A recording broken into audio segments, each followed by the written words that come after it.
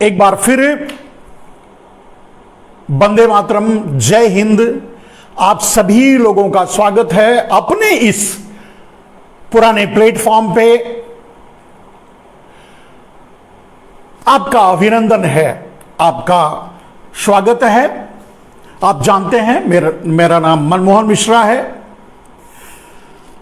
तो आज से शुरुआत कर रहे हैं मेरे दोस्तों, और इसे मैं टैगलाइन में भी डाला था, अपने विचारों को, अपनी भावनाओं को आप तक पहुंचाने के लिए। लेकिन उसको एक नाम दिया है मैंने, उसका नाम दिया है डीएनए ऑफ गोदी मीडिया। क्योंकि आज देश की अगर कोई सबसे बड़ी समस्या है, अगर देश आज सबसे बड़े किसी समस्या से गुजर रहा है, तो वो है मीडिया का हाईजैक होना या मीडिया का गोदी मीडिया बन जाना। और यूं कह सकते हैं, मीडिया ये साधारण बात नहीं है मेरे दोस्तों। और खास करके इलेक्ट्रॉनिक मीडिया जब से आया है, तब से वो अपने वर्चस्व को निभाता रहा है। और मीडिया के बारे में पहले चाहे जिस माध्यम से रहा हो, पहले न्यूज़पेपरों के माध्यम से रहा होता था। आप जानते हैं, अगर बहुत पुरानी बातें याद करेंगे तो मीडिया का माध्यम क्या था। लोग मुनादी, मतलब अंग्रेज जब थे या उससे पहले, तो मुनादी करवाया करते थे। मुनादी मतलब एक आदमी नगाड़ा बजा बजा करके पूरे क्षेत्र में घूम करके वो प्रचार करता था कि आज आपके सामने ये बात रखी जाएगी, या आज ये होने वाला है, या आज अंग्रेज ऐसा करते थे, उसके पहले भी ऐसा होता था कि आज किसी को फांसी देनी है, या मुनादी, या आज किसी को सजा देनी है, उस पर कोड़े बरसाए जाएंगे। इस तरह की बहुत सी चीजों के लिए माध्यम रखा जाता था, मुनादी करना।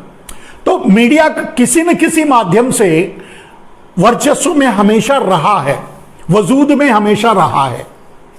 और मीडिया की बहुत बड़ी भूमिका रही है मेरे दोस्त, खास करके लोकतंत्र के लिए। आप भी जानते हैं कि मीडिया को लोकतंत्र का एक खंभा माना जाता है, एक पिलर माना जाता है। मीडिया एक पिलर होता है। मीडिया लोकतंत्र के चार चौपाए हैं जिन पर लोकतंत्र टिका हुआ है, लोकतंत्र की बिल्डिंग खड़ी हुई है। और चार चौपाओं में कौन सा है? विधायिका, कार्यपालिका, न्यायपालिका और मीडिया। विधायिका आप समझ रहे हैं, संसदीय व्यवस्था। न्यायपालिका भी आप समझ रहे हैं, हमारे न्याय के स्थान, जज वगैरह। और कार्यपालिका भी आप समझते हैं, जैसे हमारी पुलिस की व्यवस्था और हमारा मैनेजमेंट सिस्टम्स। तो न्यायपालिका, कार्यपालिका, विधायिका और ये मीडिया किसी भी लोकतंत्र के पाए हैं। उनमें से आप अगर ध्यान से देखेंगे तो मीडिया एक पाया है। और अगर वो मीडिया यानी एक पाया अगर किसी लोकतंत्र का सड़ जाए, या वो किसी कारण बस कुछ भी, अगर वो इन्फेक्शन हो जाए, वो सड़ जाए, वो टूट जाए, कुछ भी हो जाए, तो लोकतंत्र का पूरा घर जो है भर भरा के गिर जाए। जिस तरह से चार पाए पर अगर आप घर खड़ा कर दीजिए, एक टूट गया तो बाकी तो घर तो खड़ा नहीं रह पाएगा ना, वो गिर जाएगा। वही हाल आज है कि हमारा एक पाया लोकतंत्र का सड़ चुका है।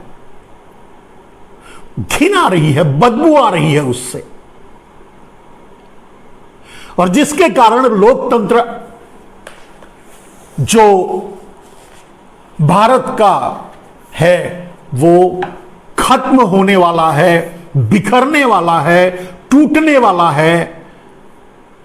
और उसका श्रेय अगर किसी को आप देंगे, हम देंगे, या देश देना चाहे, तो उसकी जिम्मेदारी जाती है सिर्फ मीडिया पर।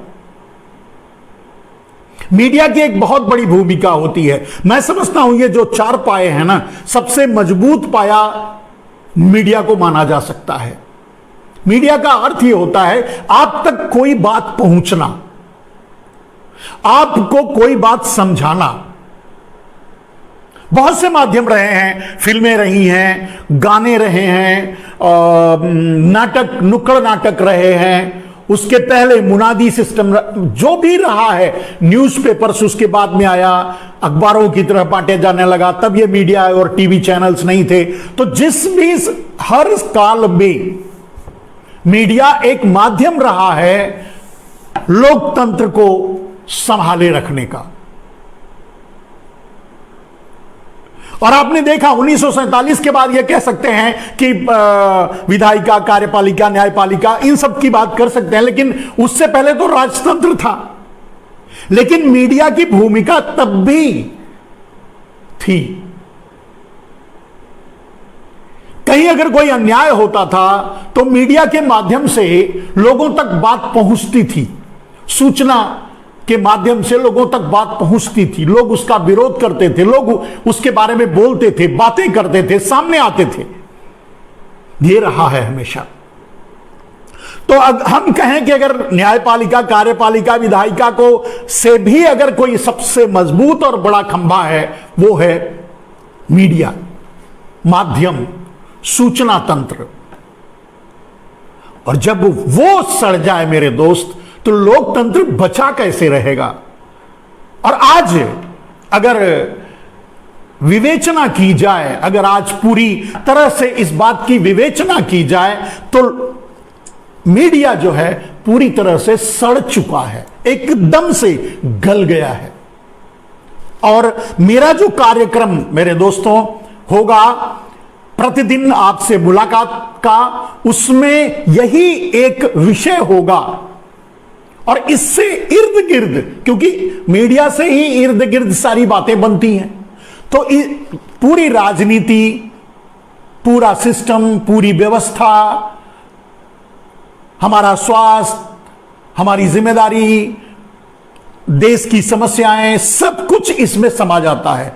तो इस एक टैगलाइन से हम आपके साथ प्रतिदिन अपने विचार शेयर करेंगे। और उसका होगा क्या कि हम आपको सारे जो चैनल्स हैं, सारे जो माध्यम हैं, अखबार, ट्विटर, जो सोशल मीडिया है उसकी भी बात कर रहा हूं, ट्विटर, फेसबुक, अखबार और टीवी चैनल्स, वो आपको क्या दिखा रहे हैं और उसका मतलब क्या है, ये मैं डेली आप तक पहुंचाऊंगा। आज तो मैं आपके बीच भूमिका लेके आया हूं, आज वो सारी बातें मैं आपके सामने रखूंगा जिससे आप समझ जाएंगे कि डेली अगर आप न्यूज़पेपर ना पढ़ करके, डेली प्रतिदिन अगर आप न्यूज़पेपर ना पढ़ करके, किसी भी न्यूज़ को ना देख करके अगर हमारा ये प्रोग्राम देखेंगे, धीरे धीरे आपको विश्वास जमेगा, धीरे धीरे आप उसको समझ पाएंगे। देखेंगे तो आपको सारी बातें कभी किसी भी टीवी चैनल्स को देखने की जरूरत नहीं होगी। और वैसे भी आप समझ लीजिए, आज वो समय आ गया है मेरे दोस्त कि टीवी चैनल्स या मीडिया माध्यम, सोशल मीडिया को छोड़कर, जो खास करके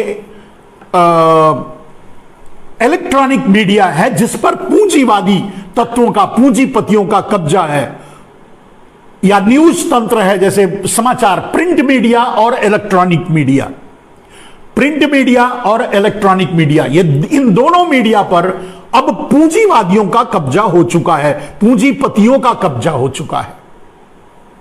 तो इन दोनों का आपको बहिष्कार करना चाहिए, और आज नहीं तो कल आपको करना पड़ेगा। आप इनका बहिष्कार करेंगे, अगर समय रहते करेंगे तो कम से कम उससे निजात पा सकेंगे मेरे दोस्त। और समय बीत जाने पर अगर सोचेंगे कि चलो अब हम मीडिया का, हम इनका बहिष्कार करें या इनसे निपटें, तो शायद कुछ नहीं कर पाओगे। दोस्तों, आप लोगों ने बड़ी तेजी से जुड़े, मुझे आश्चर्य होता है कि 12 अगस्त, सितंबर, अक्टूबर, नवंबर, दिसंबर, जनवरी, फरवरी, 6 महीने हो गए। 6 महीने बाद मैं आप लोगों के बीच इस माध्यम से आ रहा हूं और फिर भी आप इतनी तेजी से, इतनी संख्या में मुझसे जुड़ रहे हैं। कहने का मतलब मेरी जगह आपके दिलों में है, थी और रहेगी। दोस्त, मेरा चेहरा बदला हुआ देख रहे होंगे, मेरे चेहरे पे दाढ़ी देख रहे होंगे। ये सारे बदलाव श्रीमान नरेंद्र मोदी जी की देन है। उन्होंने अपने सिस्टम से, मैं ये नहीं कहूंगा कि भयभीत होकर के, लेकिन उन्होंने अपने सिस्टम से मुझे जेल तक पहुंचाया। हालांकि उनकी ही सरकार ने, उनके ही पार्ट ने मुझे उससे मुक्ति भी दिलाई। लेकिन 3 दिन के लिए तो नरेंद्र मोदी मुझे जेल भेजने में कामयाब हो गए। वो कहानी कभी और आपको बताएंगे, कभी शेयर करेंगे। लेकिन आज जो है वो हम आपको उस भूमिका पर बात करना चाहते हैं मेरे दोस्त, कि आज भाई नरेंद्र मोदी जिसे अमृत काल की संज्ञा देते हैं, ये अमृत काल है, वो कितना बड़ा विष काल है ये मैं आपको बताऊंगा। और इस विष काल से निपटने के लिए क्या रास्ते हैं उस पर मैं बात करूंगा। आज का मेरा पूरा लाइव, आगे से जिस चीजों को मैं आपको बताऊंगा, इस पूरी भूमिका में आपको पता चल जाएगा। मेरे दोस्त, आपका प्यार मुझे सहृदय स्वीकार है। और मैं खुद भी आश्चर्यचकित हूं कि इतने दिनों के बाद मिलने के बाद भी आप इतनी संख्या में मेरे साथ जुड़ रहे हैं। मोहम्मद सुहेल भाई हैं, अभिषेक सिंह हैं, और गिरधर भाई हैं, जाफर खान, भरत सिंह, कपिल शर्मा, तो सभी लोग जुड़े हुए हैं। मैं आप सबका अभिनंदन एक बार और करता हूं, और जो भी जुड़ेंगे उनके लिए एडवांस में। कुछ लिखा गया है,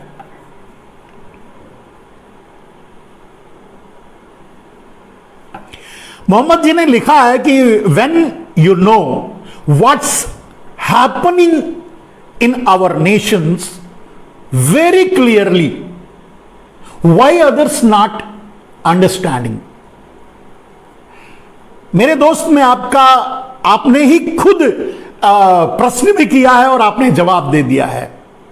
So why the peoples is not understanding? Because the peoples not at all has been educating. I mean, they are not getting a proper education. They are not, because why they are not understanding? Because they are not getting the proper education. And that is also a plan, a very well plan of capitalism. पूंजीवादी तत्वों का षड्यंत्र है कि कोई कुछ समझ ही ना पाए, और जब समझने की कोशिश करे तो उसे कहीं और भटका दिया जाए। एनीवे, अभिषेक सिंह लिखते हैं, पहले तो तुम्हें धर्म और जाति के नाम पर बांटेंगे, फिर नफरत फैलाकर तुम्हें एक दूसरे के खिलाफ खड़ा करेंगे, और आखिर में तुम सबको बर्बाद करेंगे। एकता की ताकत पहचानो, मानवता दिखाओ, एक दूसरे के लिए खड़े हो जाओ। अभिषेक सिंह, मेरे भाई, मेरे बंधु, यही चाहता है देश। आप जैसे लोगों की ही जरूरत है इस देश को। और मोहम्मद भाई ने जो लिखा था कि why the people is not understanding, तो आप समझिए कि अभिषेक सिंह इस बात को समझ रहे हैं, और ऐसे बहुत से लोग समझ रहे हैं। लेकिन जो समझ रहे हैं वो मुखर होकर सामने आ नहीं पा रहे हैं, या फिर उनको धकेल कर पीछे कर दिया जा रहा है, उनकी बातों को लोगों तक नहीं पहुंचने दिया जा रहा है। जैसे अगर अभिषेक सिंह हैं, अभिषेक सिंह ने जो बातें लिखी या मोहम्मद भाई ने जो बातें लिखी, वो बातें अगर मीडिया के द्वारा, मीडिया निष्पक्ष रहे और मीडिया के द्वारा आम आदमी तक पहुंचता रहे, तो आप क्या समझते हैं कि भारत को कोई डिगा सकता है? क्या आप समझते हैं कि भारत दुनिया का नंबर 1 नहीं बन सकता? क्या भारत सुपर पावर नहीं बन सकता? बन सकता है। लेकिन मीडिया का सबसे बड़ा, मैं मीडिया को अभी टारगेट पे इसलिए रख रहा हूं मेरे दोस्त, कि मीडिया का सबसे बड़ा रोल रहा है आज भारत को गर्त में पहुंचाने का। और ये मैं आपको बताऊंगा कि ये आज नहीं, ये सदियों से चला आ रहा है। ये हमेशा गद्दारी करते रहे हैं ज्यादा संख्या में। अगर मीडिया में मान लीजिए अगर 500 लोगों को टारगेट रख लो कि 500 लोग हैं ये मीडिया, 500 में आपको 5 लोग मिलेंगे ऐसे जो उसको संभाले रखते हैं, उसके लिए लड़ते हैं, उसके लिए संघर्ष करते हैं। लेकिन बाकी 500 में से 495 लोग व्यवस्था के साथ खड़े हो जाते हैं, देश से गद्दारी करने लगते हैं, देशद्रोह करने लगते हैं, लोगों को गलत सूचनाएं पहुंचाने लगते हैं, लोगों को भटकाने लगते हैं। ये आज से नहीं, ये सदियों से चला आ रहा है। और इसीलिए इनका इस्तेमाल, इसीलिए राजतंत्र को चलाने के लिए, राजशाही तंत्र जब था, पूंजीवादी तंत्र को चलाने के लिए, राजतंत्र को चलाने के लिए इनकी जरूरत होती है। और इसीलिए सबसे पहला काम जो पूंजीवादी लोग करते हैं वो यही करते हैं कि वो कब्जा कर लें इस माध्यम पर, यानी मीडिया पर, यानी लोकतंत्र के इस खंभे को अपने कब्जे में ले लें। यह पहला टारगेट होता है मेरे दोस्तों, यह पहला टारगेट होता है पूंजीवादी तंत्र का कि पहले मीडिया को ही अपने कब्जे में ले लो, सूचना तंत्र को अपने कब्जे में ले लो। जब सही बात लोगों तक नहीं पहुंचेगी तो लोग लड़ेंगे कैसे?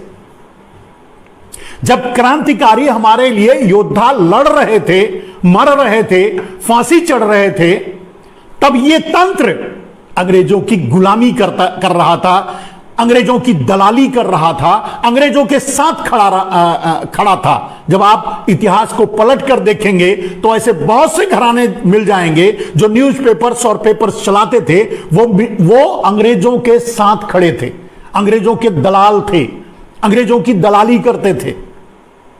जैसे आज मीडिया को गोदी मीडिया बना दिया गया है, उसी तरह से उस समय भी जो भी माध्यम मौजूद था उसे खरीद लिया गया था, अपने कब्जे में कर लिया गया था अंग्रेजों के द्वारा, और उसके द्वारा गलत सूचनाएं, या तो सूचना दी नहीं जाती थी या तो गलत सूचनाएं पहुंचाई जाती थी।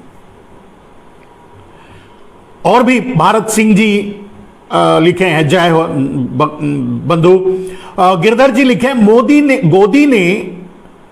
मोदी ने मीडिया को मेंटेन करना गुजरात के ट्रायल के तौर पर आजमाया है। गिरधर भाई आप बिल्कुल सही कह रहे हैं, आप एकदम से सही पकड़ रहे हैं। और ये नरेंद्र मोदी नहीं, नरेंद्र मोदी, मैंने कहा मेरे दोस्त, नरेंद्र मोदी या तो आप उन्हें शिखंडी कह सकते हो अभी के लिए, या तो फिर उन्हें वो कालिदास कह सकते हो जिसको कोई ज्ञान नहीं था, ठोक पीट करके विद्योत्मा से बदला लेने के लिए विद्वानों ने उन्हें ठोक पीट करके जब देखा कि कालिदास जिस डाल पर बैठा है उसी डाल को काट रहा है, तो उनको लगा कि इससे बड़ा मूर्ख कोई मिलेगा नहीं, तो उसे पकड़ करके सबसे ऊंची कुर्सी पर बैठा दिया, यानी विद्योत्मा के सामने खड़ा कर दिया, यानी उसकी शादी विद्योत्मा से करवा दी। हालांकि विद्योत्मा ने जब लात मारी तो उसे ज्ञान हुआ, वो गया, वो सुधरा। लेकिन हमारे कालिदास जी तो पहले से ही लात खा के आ चुके हैं, उनको वो नौबत नहीं आई, तो सुधरने का कोई चांस ही नहीं है मेरे दोस्त। तो और भी मोहम्मद भाई लिखते हैं हमारा देश कहां जा रहा है, गर्त में जा रहा है। अभिषेक सिंह जी लिखते हैं पहले वो तुम्हें धर्म जात, बिल्कुल सही बात, इसको पढ़ चुका हूं, जय हो। और मेरे भाइयों ने बलात्कारियों को जिन्हें बुलाना है वो अपने घर बुलाएं, बलात्कारियों को जिन्हें बुलाना है वो अपने घर बुलाएं। सही कह रहे हैं मेरे भाई, अगर आप ये कह रहे हैं कि बलात्कारियों को जिन्हें बुलाना है, यानी कि मैं समझता हूं कि बलात्कार का सबसे ज्यादा आरोप अगर किसी पर लगा है बलात्कार का, तो वो है भारतीय जनता पार्टी, उनके रड़वा गैंग और उनके लोगों पर, वो आपने देखा है। और उसके बदले में उनका दमन भी हुआ, उन्हें जलाया भी गया, उन्हें मारा भी गया, पता नहीं क्या क्या किया गया, लेकिन किसी बलात्कारी पर कार्रवाई नहीं हुई। आपने ठीक ही लिखा होगा अगर इस परिप्रेक्ष्य में लिखा है तो। कपिल शर्मा लिखते हैं कि सेंटर की 2 पार्टी है, राहुल या मोदी जी, बताओ। अगर आप कपिल शर्मा जी ये कहना चाहते हैं नरेंद्र मोदी और राहुल गांधी को अगर टारगेट करके मुझसे अगर पूछें, तो निष्पक्ष राय अगर मुझे देनी हो तो Rahul Gandhi 1000 times better than Narendra Modi. Rahul Gandhi is the sensitive man, sense है, फीलिंग्स है, लेकिन नरेंद्र मोदी इज मर्सीलेस। कोई दया, कोई करुणा, कोई भावना उस आदमी में नहीं है। वो आदमी सिर्फ और सिर्फ कुर्सी के लिए बना है, अपनी अय्याशी के लिए बना है, अपने संसाधनों के लिए, अपने लिए क्या वो कर सके उसके लिए बस सोचता है, उसके लिए बना हुआ है। वो कपड़ों के लिए बना है, वो हवाई जहाज, मतलब आपने देखा 8,500 करोड़ का हवाई जहाज खरीद के चलना, सेंट्रल विस्टा बनाना, जब लोग लाखों लोग मर रहे हो, तड़प तड़प कर गंगा में बहाए जा रहे हो, दुर्गति हो रही हो, रोड पर लोग मर रहे हो, ऐसे समयों में भी वो अपने सुख सुविधा का ध्यान रखा है। तो ऐसा नृशंस आदमी आपको कैसे, कहां, किस दुनिया में मिलेगा? बलबीर सिंह कहते हैं भारत के सुपर पावर बनने में सबसे बड़ी रुकावट अंधविश्वास, पाखंड, आडंबर यानी ब्राह्मणवाद है। जब तक देश से ब्राह्मणवाद खत्म नहीं होगा तब तक हम प्रगतिशील देशों की श्रेणी में शामिल नहीं हो सकते। बलबीर सिंह जी, अगर आपका उद्देश्य यह है, किसी का खत्म होना जरूरी नहीं है। मैं खुद भी ब्राह्मण हूं, इसलिए नहीं कह रहा हूं। ब्राह्मणों ने बहुत सी गलतियां की हैं और मैं समझता हूं जातिवाद का जहर जो पूरे समाज में फैला, उसके लिए अगर कोई जिम्मेदार रहा तो सबसे ज्यादा अपर वर्ग, ब्राह्मण, क्षत्रिय, ये लोग रहे। मैं एक ऐसे समाज, एक गांव से आता हूं जहां मैं देखता था कि शूद्रों के साथ और ट्राइब्स के साथ क्या व्यवहार होता है। मुझे बड़ी वेदना होती थी, पीड़ा होती थी, मैं उससे लड़ता था, मैं अपने समाज से ही बगावत करता था। तो आपकी बात को मैं मानता हूं, लेकिन किसी का होना या ना होना ऐसा नहीं है। ब्राह्मणों ने जो दुनिया को दिया है, देश को दिया है, कब कब कैसे कैसे बचाया है, वो भी अविस्मरणीय है। हमें वो भी देखना चाहिए। तो कहने का अर्थ यह है कि हमें किसी की गलतियों के लिए किसी समुदाय को ही डिस्क्वालीफाई करना अच्छा नहीं है। सबकी अच्छाइयों को ग्रहण करके, उनकी बुराइयों का परित्याग करके ही हम आगे बढ़ सकते हैं।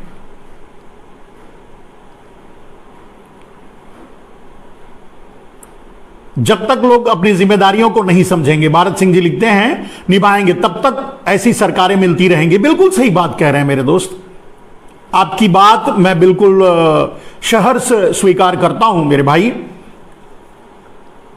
तो मैं आपका जो कमेंट्स रहेगा मैं वो पढ़ता रहूंगा, आपको बताता रहूंगा, आपको भी आपके विचारों को मैं शामिल करता रहूंगा, लेकिन मैं अपनी बातों को भी आगे रखता हूं। अब मैं आपको कुछ चीजों पर ध्यान ले जाना चाहूंगा। मेरे दोस्त, आज जिस बात को मैं आपके सामने रखना था और जिसको लेकर के हम कंटिन्यू आपके बीच आएंगे, आप तक पहुंचाएंगे, आप और उसमें सब कुछ समाहित हो जाएगा। आप देखेंगे, रोज आप देखेंगे कि आपको क्या क्या मैं दे पाता हूं। और खास करके जो मीडिया दिखाता है उसके खबरों के पीछे की खबर। मेरा टैग लाइन यही है कि डीएनए ऑफ गोदी media, daily news analysis of गोदी मीडिया, डीएनए ऑफ जीएम। मतलब जो देश को बर्बाद कर रहा है मीडिया, उन पर मेरी निगाह होगी और वो मैं आप तक पहुंचाऊंगा। और मैं आज जो बताऊंगा उससे आप समझ जाएंगे कि कितना बड़ा खतरा बन चुका है गोदी मीडिया। उसे हल्के में नहीं लिया जा सकता मेरे दोस्त। जैसा कि मैं हमेशा मैं आपसे अनुरोध कर दूं कि अगर आप मेरे लाइव से जुड़ रहे हैं और जुड़ते हैं तो आप इसे पहले अपने टाइमलाइन पे शेयर कर लें, जिससे कोई भी आपके टाइमलाइन से गुजरने वाला आदमी आप उसे शेयर कर सके, आगे बढ़ा सके। दूसरी बात, चाहे इसे ग्रुप में शेयर करें, इसे और माध्यम से जहां भी चाहे इसे शेयर कर सकते हैं। और दोस्तों, मेरा एक पेज है, मतलब यूट्यूब है। उस यूट्यूब पर भी ये एक साथ प्रसारित होगा। जब हम आपके बीच रहेंगे तो हम यूट्यूब और इस पर दोनों पर एक साथ रहेंगे। तो अगर हमारे यूट्यूब चैनल का नाम है, जब भी यूट्यूब पे जाके मनमोहन मिश्रा टाइप करेंगे, मनमोहन मिश्रा टाइप करते समय नॉर्मली क्या होता है, YMAN MISHRA होता है, लेकिन हम MAN की जगह MUN यूज करते हैं, मनमोहन मिश्रा। तो जब भी मनमोहन मिश्रा टाइप करेंगे आपको मेरा पेज आ जाएगा, उसे सब्सक्राइब कर लें। मैं उसका लिंक भी इसमें कॉपी करके डाल दूंगा, उसे सब्सक्राइब कर लें, जिससे हम आपसे जुड़ सकें आसानी से।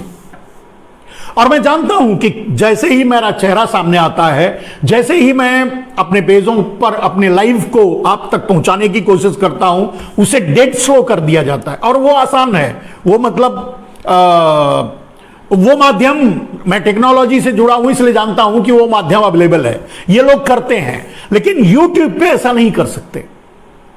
फेसबुक पर लोग उसको स्लो करना और उसको नॉर्मल छोड़ना दोनों कर सकते हैं।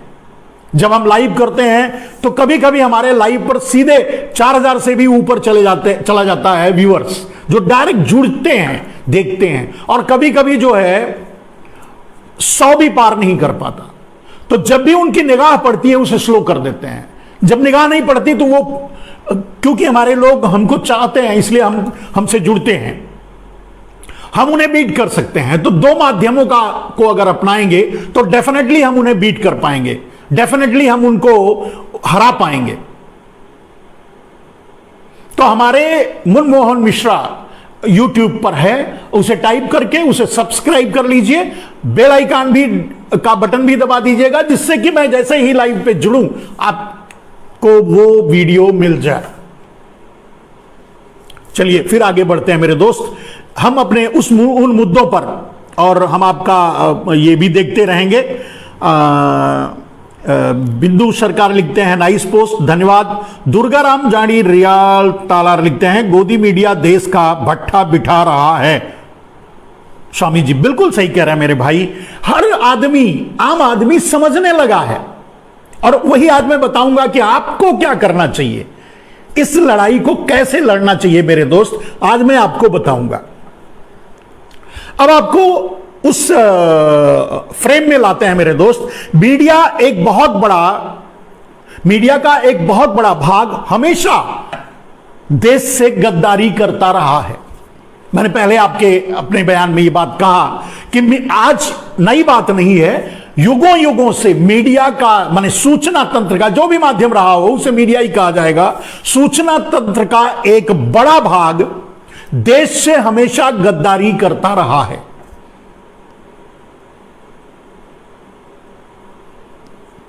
देश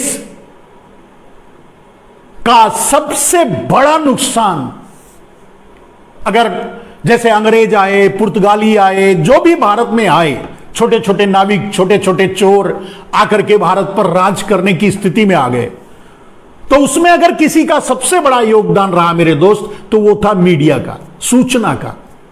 गलत सूचनाएं पहुंचाई जाती थी। अंग्रेज आए, गुजरात में अपना अड्डा गिराया, अपना एक गुजराती भाई जाकर के एक अंग्रेज को लाया।